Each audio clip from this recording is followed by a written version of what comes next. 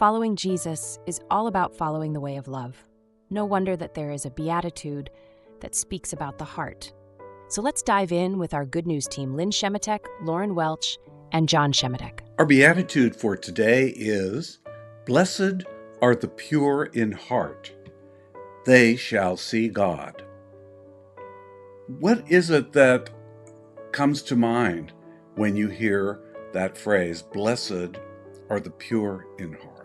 For me, a pure heart is someone who is totally aligned with the heart of God. Someone who has spent their life following Jesus and learning how to be a person of love. When we come to know that person of love that we call God or the divine, we do see that presence all around us in all creatures, in all people. I think to be pure of heart is to be able to see the divine first in ourselves. If we don't see the divine in ourselves, it's going to be hard to see it in other people and in all creation. Lynn, do you have anything that pops into your mind when you hear that phrase, pure in heart? It's very interesting that it pops into my mind is a pure act of kindness, a pure act of love. I agree with Lauren as she was talking about people that have spent their lives trying to be pure of heart. But then it's open to all of us. We can do it in little ways. The pure act of love doesn't have to be to some stranger. It could be to someone we loved. What I'm saying is that all these little acts of kindness and love are the things that build up and make a whole society pure of heart. They add together, they multiply, some people would say. Yeah. Raised to a power, other people would say. That's pretty intense. Sometimes people make a dichotomy between mind and heart, head and heart, which is a false dichotomy, but people do. There are prayers that include a phrase where you're asking to be given the mind of Christ, to know what God really wants. That's what the mind of Christ probably means. But I like this saying because it's really talking about the heart.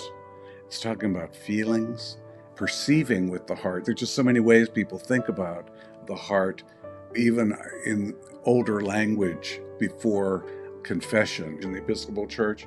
It talked about bending the knee of my heart to pray, to confess. We talk about our hearts having ears and eyes. It's a way that we can sense and understand the universe that is much broader than our normal physical senses and much more long-lasting and robust and doesn't fade with age like so many things do. This can stay as strong as ever no matter what your state of age or health is. A lot of these Beatitudes sound like you have to do something first and you get something. I don't think that works quite as much for this one, because whatever it means to be pure in heart enables you to see God in everything. Some people say being pure in heart means thinking about your motives for doing things. What is your motivation for what you do? These days, it can be many negative things that people think about, right? Power, money, whatever, those kinds of things are what seems to motivate people. But if it's love that motivates you, that's more powerful than anything. And that actually establishes more deeply this relationship with the divinity. This is one of my favorite Beatitudes.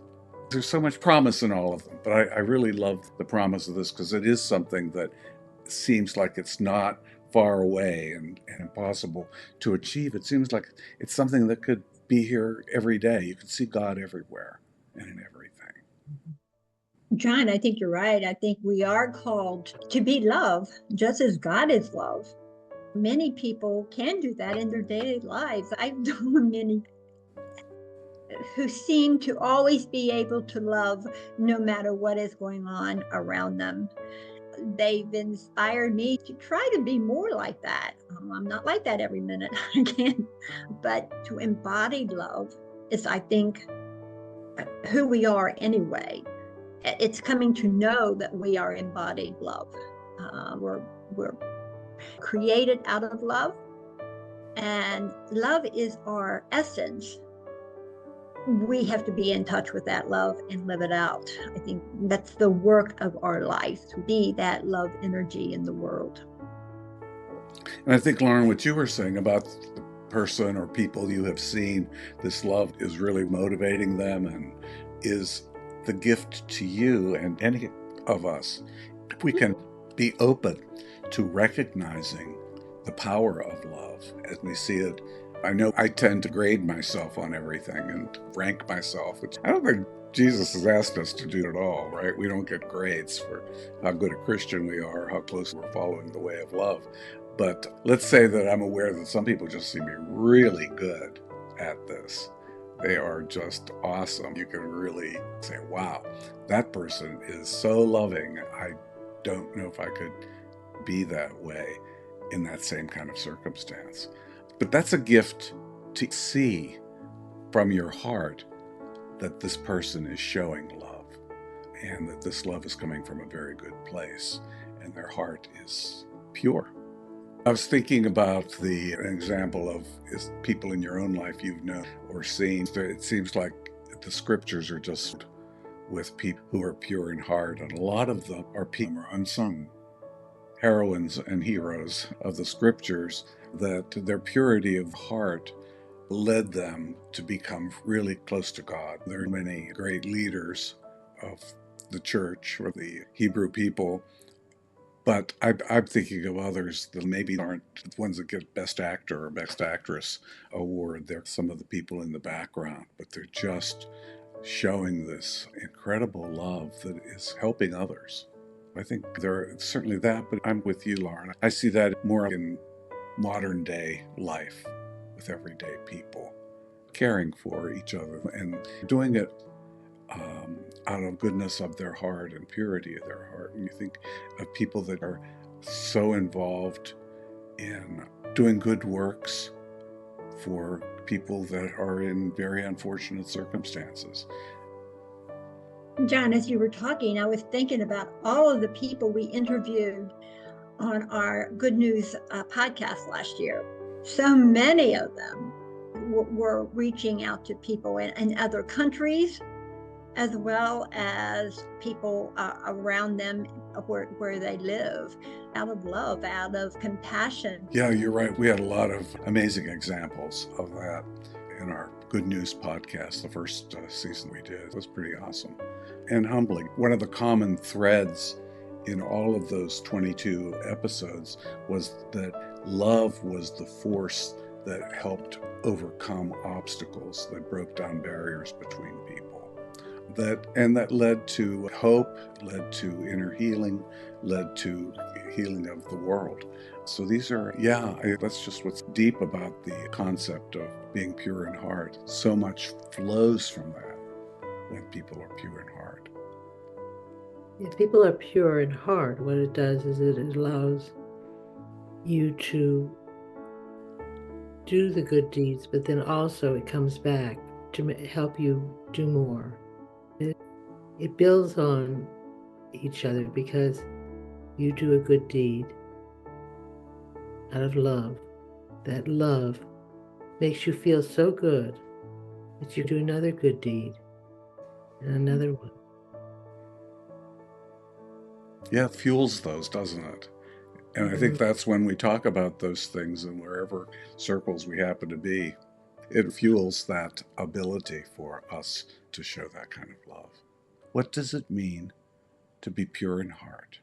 What does that allow to happen if one is pure in heart? Have you witnessed any situation or person where someone has shown purity of heart? What was the outcome of that? Sometimes you don't get to see that.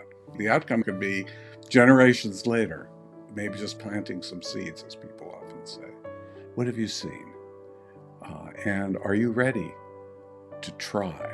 Do an experiment. Try to be pure in heart in some way. to do something for another. Thank you. Yeah, thanks for being with us. We really enjoyed having you today. How many more Beatitudes are there to come? We have 2 more Beatitudes to come. So this is number 6, and each one different, special, and provocative in some ways. Thank you. Peace and blessings. This episode on the Beatitudes has been brought to you by Listening for Clues. You can find us at our website, listeningforclues.com, on our YouTube channel, or on just about any audio podcast channel. Hope to see you soon.